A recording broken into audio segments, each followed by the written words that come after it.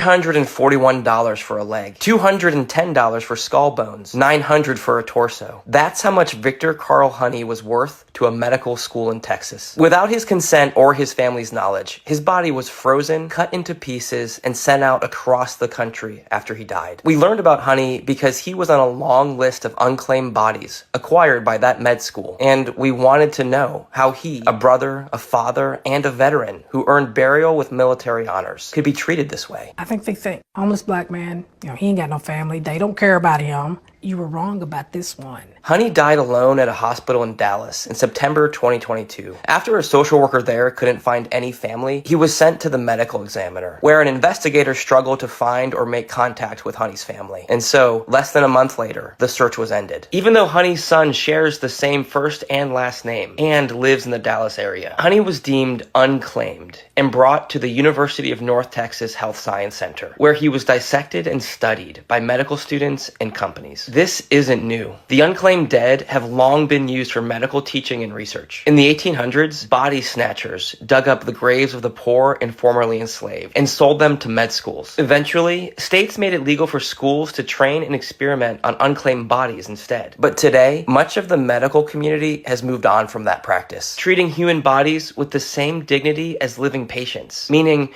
consent is needed for what happens after death. But this med school in Texas did the opposite. More than 2,300 unclaimed bodies have been given to them since 2019, including Honey's. And a big reason why is money. Burying and cremating thousands of unclaimed bodies is expensive for local medical examiners and coroners. The bodies are disproportionately black men, and many are mentally ill and homeless, often making it far more difficult to reach next of kin, who would otherwise pay the bill. By sending out body parts and renting school facilities to outside groups that wanted access to their supply of bodies, the program helped bring in $2.5 million a year to the school. But when we reached out to dozens of companies, teaching hospitals, and med schools that leased bodies from the Health Science Center, 10 of them didn't know that some of those bodies were unclaimed. First time I heard about it was when NBC News contacted me. It says donated on the paperwork. What did you think that meant? That they donated their bodies for this purpose. Are you going to change course in any way now knowing what you know?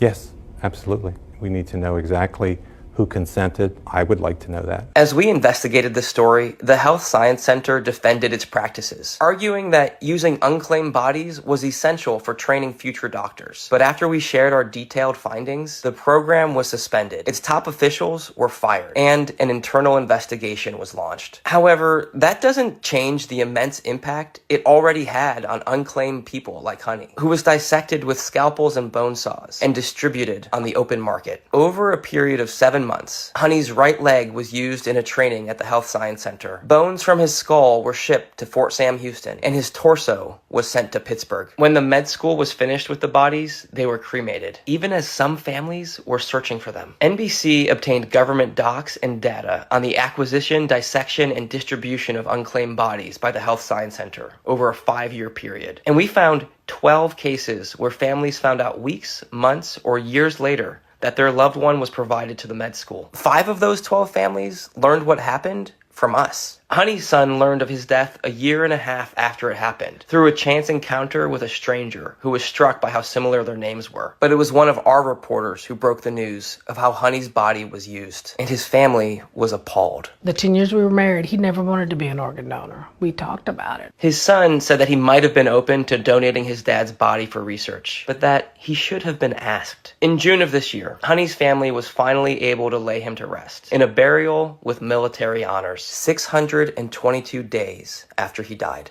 You would think in this day's time, this doesn't happen here in America. But yeah, it does. It did.